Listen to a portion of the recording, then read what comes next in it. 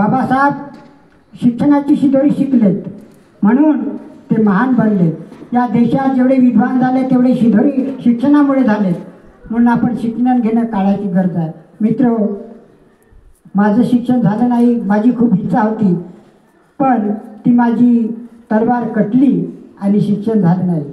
पण अभ्यास करत राहिलो, त्याचप्रमाणे रात्रंदिवस अभ्यास करा, फालतू मोबाईलकडे लक्ष देऊ नका आणि चांगलं होण्याचं स्वप्न पहा। आता तुम्हाला सांगतो मी, आदिवासीचा काय उद्देश आहे, आदिवासी कसं होता, आदिवासी आज कशा परिस्थितीत जगत आहे। मी मागे एकदाच्या हॉस्टेलला असताना कार्यक्रम झाला होता आणि मित्रांना म्हटलं, बापू 3 मजलेच्या हॉस्टेलमध्ये राहता, सरकार खाण्यापिण्याची व्यवस्था करतो, तर मला काही मुलं म्हटले होते, हा असं म्हणाला तर आम्ही त्याला मारू। मग दुसऱ्या दिवशी गेलं त्यांना। तुम्हाला सांगतो, आपण खाण्यासाठी शिकत आहोत का? नाही, शिकण्यासाठी खात आहोत।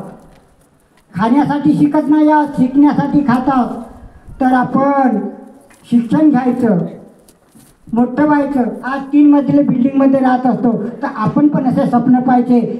स्वप्न पाहणं वाईट नाही, आशावादी असावा, निराशावादी कधी राहू नये। कारण आम्ही पण असं अधिकारी बनलं पाहिजे, अशी 3 मजली बिल्डिंग बांधायला हवी, म्हणून आपण 3 मजली बिल्डिंगचे स्वप्न पाहायचे। विद्यार्थिनी असो, विद्यार्थी असो, मित्र, शिक्षण हा कधीच संपणारी वस्तू आहे। नाहीतर सरांनी सांगितले, रबाईने जर म्हटली असती सोना चांदी घे तर काय कामाचं? सोना कशाला बाई, चोर येतील आणि चोरून नेतील। सोना कशाला बाई, चोर येतील आणि चोरून नेतील। मला पाहिजे शिक्षण, वाटला तरी न संपणारा धन, वाटला तरी न संपणारा धन। मित्र,